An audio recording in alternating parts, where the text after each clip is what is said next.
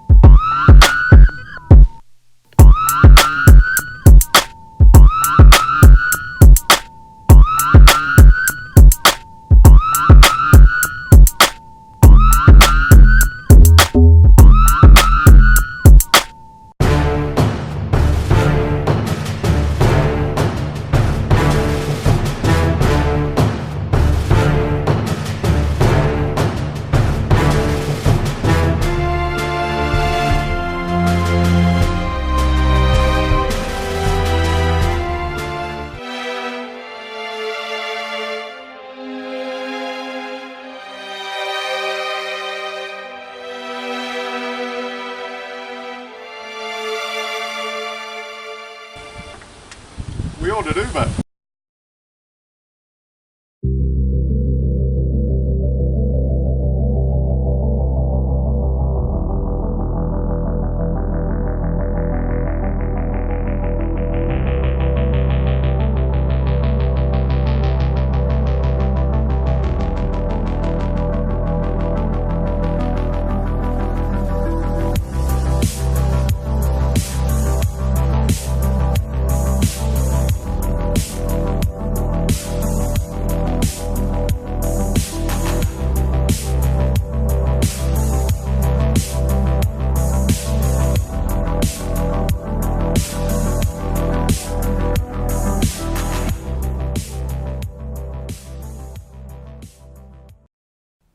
Welcome back, and this week we are joined with Ren and Lewis. Welcome, guys. I'm going to be interviewing them today. So first question I have is, what got both of you into music? Well, for me, it's been a long journey, but where it started is back in 2008. I was on a road trip and the car broke down, and all that was around me was sticks because we were in a forest. So I used my brain. I turned those sticks into drumsticks and went onto the trees of the forest, and that's where I discovered my rhythm. And I've been drumming ever since. And since then, I've also picked up piano and vocals and bass as well.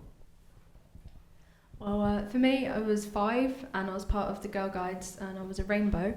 And the Girl Guides put on this production every 2 years called Bright Sparks, and it was musical theatre based. So I joined that when I was 5, and I went on to do it again when I was 7, and then again when I was 9. And I realised I really liked the performance aspect and the singing aspect as well. So I'm now a singer. Okay, so for both of you, it's been something that started quite early on, ever since you were a child. So you've been obviously had a lot of experience with it. So what would you say your What would you say your favourite style of music is? For me, as basic as it is, probably pop, because it goes a long way. It covers a lot of... Within pop, there's other genres like dance pop, indie pop, etc. And it covers a lot of music. And you can't go wrong with a pop song, right? Everyone sings along and enjoys it. For me, I sort of like a little bit of everything. So on my Spotify playlist, there's indie music, there's rock music, there's also pop music. I like a little bit of everything, so I don't really zone in on one genre. But at the moment, I'm more into metalcore and indie music. Okay. So when you guys have been like experimenting, obviously finding out what genres you perform better at, is there anything you've kind of tried or you wish that you could do more or you want to explore more? For me, in terms of singing technique, I want to work on using my diaphragm more, and get like more power in my voice, and I want to be able to control my vibrato a bit more. Well, as a musician, I write my own stuff. So in order for that to go places, I need to learn how to produce music for myself. So learning how to use Dawes software such as Logic Pro, which I'm using at the moment, in order to make my music a reality. Okay. So for both of you, when did you meet? When did you start performing together? And when was this a thing? Like, how did it all start? Well, together it was we met 2 years ago on the course. We've only been properly performing together like this for about a week and a half, so not long at all, really. Okay. But we do perform with the band, yeah. So we've done college gigs and shows and all sorts together. Like we did Bohemian Rhapsody, didn't we? Yeah. That went really well. Yeah, do you want to expand on that matter? I don't think I can. You said most of it yourself, but yeah, we did Bohemian Rhapsody with Amelia and the rest of the band. And yeah, it's nice just having sort of like a piano accompaniment, because you can sort of make the song your own without giving it too much, because otherwise it gets a bit intense. Yeah. So which music icon inspires you the most? It's a toughie. I like John Bellion. He is a producer and a multi-instrumentalist. He bases all his music on movies, in particular Pixar movies. So he likes to think of his songs as a child can listen to it and go, oh, that's a really catchy melody. But then an old person can listen to it and sort of understand the story behind it. So I would say I look up to a group called The Neighbourhood. They use quite interesting techniques they use quite basic chords, but the way they sort of edit it after recording and stuff, and just the sort of content of the songs is really interesting, and it's really something to aspire to be like. Okay. So talking about after college, so you guys are obviously studying performing arts at college. Do you want to take that further, or is it something you don't want to? Absolutely, for me, I think past college I'm going to do something. Obviously I want to do H&D, and then I want to do university, and then after that I probably want to do something more to do with songwriting or like co-songwriting, so helping people sort of like create their songs, and maybe like a backup singer, because I like doing harmonies and stuff. Okay. I'm going to go off to university next year, possibly London, possibly Cardiff, possibly somewhere else, to study popular music. So that covers everything from songwriting to production to learning about the history of music. Okay. So talking more about the tour you did you guys do that with college? We did, yeah. That was back in May. Yeah, where did you go?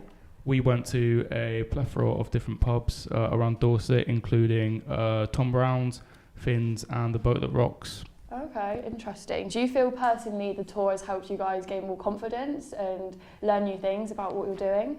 Yeah, so with college shows, it's your friends and family come along, so it's you've already got them on your side, whereas when you're going to pubs, you haven't got that. You've got strangers who are just there enjoying their beer, and you get college students come along, and they don't always like it. But with us, they do, don't they, Ren? Because we are pretty good, we like to think. Yeah.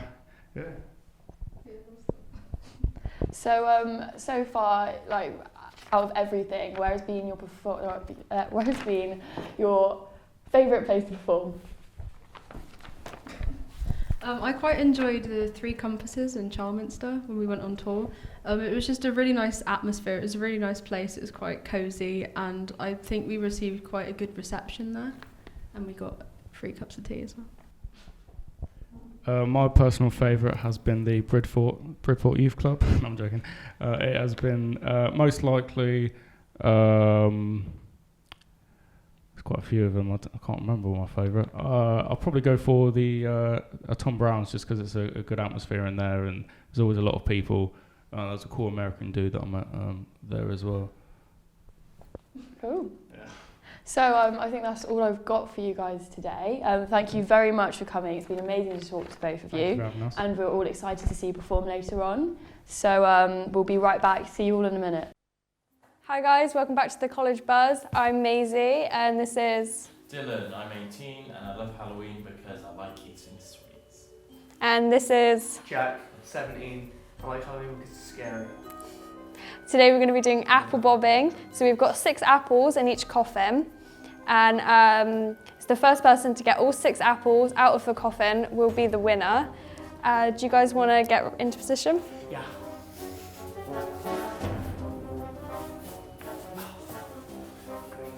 Okay, ready, set, go. They've both got their first apples. Dylan's on 2, 3, Jack's on 2, Dylan's on 4, 5, and Dylan has won this segment. Dylan is the winner. Now we're going into the live studio for Lewis and Ren singing Hit Me Baby One More Time. Oh baby, baby. Oh baby, baby. Oh baby, baby. How was I supposed to know? Something wasn't right here. Oh baby, baby, I shouldn't have let you go. Now you're out of sight, just show me how you want it to be. Tell me, baby, 'cause I need to know now, because my loneliness is killing me, and I must confess, I still believe when I'm not with you, I lose my mind. Give me a sign. Hit me, baby, one more time. Oh, baby, baby. Oh, baby, baby.